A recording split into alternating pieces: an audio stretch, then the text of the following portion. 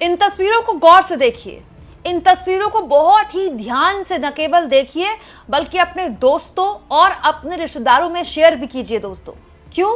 क्योंकि ये तस्वीरें इस बात का प्रमाण देती हैं कि आप जो टैक्स दे रहे हैं ना सरकार को, बात बात पर जो जीएसटी के नाम पर पैसा आपके बिल पर जोड़ा जाता है ना, वो जा कहाँ रहा है।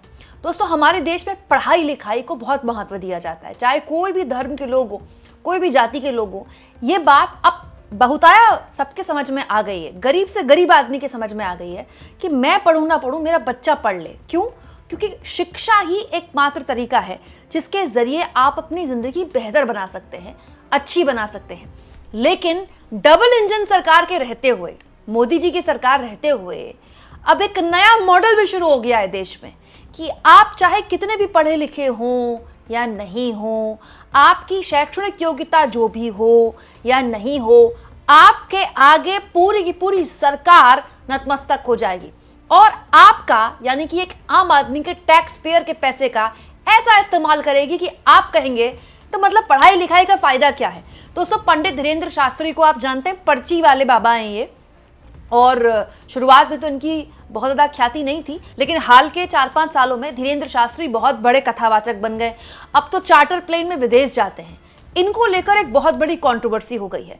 छत्तीसगढ़ में पंडित धीरेन्द्र शास्त्री अपने कार्यक्रम के लिए आए। एक कथावाचक है, अपने कार्यक्रम के लिए आ सकते हैं, आज़ाद भारत में किसी को कहीं भी जाने का अधिकार है। लेकिन कंट्रोवर्सी तब पैदा हो गई जब सरकारी प्लेन में बकायदा पंडित धीरेन्द्र शास्त्री को लाया गया। जरा वीडियो को देखिए दोस्तों। पत्रकार अनुराग द्वारी ने ये वीडियो शेयर किया है। दोस्तों, इस वीडियो में दिखाई दे रहा है धीरेन्द्र शास्त्री जिस प्लेन से उतर रहे हैं उसके ऊपर लिखा है छत्तीसगढ़ शासन। ऑफिशियली ये छत्तीसगढ़ के राज्य के मतलब सरकारी प्लेन है, ये इससे उतर रहे हैं और बकायदा जो आदेश जारी किए गए हैं वो भी लिखित जारी किए गए हैं।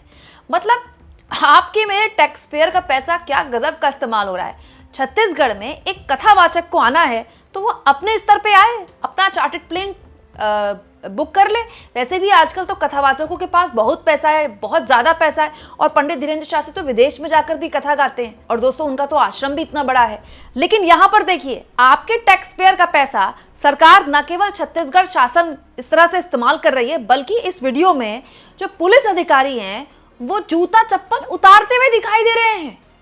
ऑन ड्यूटी जूते चप्पल उतार कर धीरेन्द्र शास्त्री के पैर छुए जा रहे हैं और धीरेन्द्र शास्त्री वहां ऐसे उनको आशीर्वाद देकर चल रहे हैं जैसे पता नहीं देश के प्रधानमंत्री हो। दोस्तों, ऐसा गजब का जलवा तो मोदी जी का भी नहीं है जो पंडित धीरेन्द्र शास्त्री दिखा रहे हैं। मैं ये जानना चाहती हूँ कि ये ऑन ड्यूटी पुलिस अधिकारी की हिम्मत कैसे हुई कि वो किसी कथावाचक के आगे, किसी के भी आगे अपनी चप्पल जूते उतार रहे हैं और पैर छू रहे हैं। ऐसा कैसे हो सकता है दोस्तों? ऑन ड्यूटी हैं आप भाई, ऑफ ड्यूटी आप किस धर्म से हैं, किस जाति से हैं, कहाँ आपकी आस्था है, आप स्वतंत्र हैं, सब स्वतंत्र हैं। लेकिन जब आप ऑन ड्यूटी हैं, आपने ड्रेस पहनी हुई है, आप जूते चप्पल उतार रहे हैं और उनके पैर छू रहे हैं। दोस्तों, पुलिस अधिकारियों को कम से कम अपनी वर्दी का तो ख्याल होना चाहिए। वर्दी की एक साख होती है, ये किसी के आगे नहीं झुकती है, लेकिन वो एक कथावाचक के आगे झुक रही है। और सोचिए, ये सब कुछ खुलेआम हो रहा है। और ऐसा मत सोचिएगा कि ये पहली बार हो रहा है। कुछ दिन पहले यूपी के बहराइच में भी ऐसा ही देखने को मिला था। एक कथावाचक को गार्ड ऑफ ऑनर दे दिया गया था। दोस्तों, अखिलेश यादव और चंद्रशेखर आजाद ने बकायदा इसको लेकर सरकार का विरोध भी किया था और पुलिस को जवाब देना पड़ गया था। दोस्तों, आप इनको जानते होंगे, भागवत कथावाचक हैं पुंडरीक गोस्वामी। दोस्तों, सोशल मीडिया में काफ़ी लोग इनको सुनते हैं। दोस्तों, बहुत सारे लोग इनकी बातों का अनुसरण भी करते होंगे। अच्छी बात है, मैं किसी के विरोध में नहीं हूँ। लेकिन जब ये बहराइच आए तो इनको गार्ड ऑफ ऑनर दिया गया। गार्ड ऑफ ऑनर का मतलब पता है इन पुलिस वालों को कि किसको दिया जाता है? एक कथावाचक को गार्ड ऑफ ऑनर क्यों दिया जा रहा है? न केवल गार्ड ऑफ ऑनर दिया गया, बल्कि वो वीडियो उसके बाद सोशल मीडिया में वायरल हो गई। जब वीडियो वायरल हुई तो बहराइच पुलिस के हाथ पांव फूल गए। विपक्ष ने सवाल खड़े कर दिए कि आप एक कथावाचक को गार्ड ऑफ ऑनर कैसे दे सकते हैं? गार्ड ऑफ ऑनर का एक प्रोटोकॉल होता है ना, किसी को भी गार्ड ऑफ ऑनर दे देंगे आप। इसके बाद जाकर जब बहराइच पुलिस के इस पूरे मामले में सवाल उठे कि ऐसे आप कैसे किसी को गार्ड ऑफ ऑनर दे सकते हैं, तो जवाब आया कि पुलिस परेड ग्राउंड का जो उपयोग है केवल पुलिस प्रशिक्षण, अनुशासन और आधिकारिक समारोह के लिए निर्धारित मानकों के अनुसार किया जाना अनिवार्य है। निर्धारक मानकों के उल्लंघन के दृष्टिकोण संबंधित पुलिस अधीक्षक से स्पष्टीकरण तलब किया गया है। अब पुलिस अधीक्षक ने क्या स्पष्टीकरण दिया होगा, उसका क्या नतीजा निकला होगा, मुझे नहीं पता।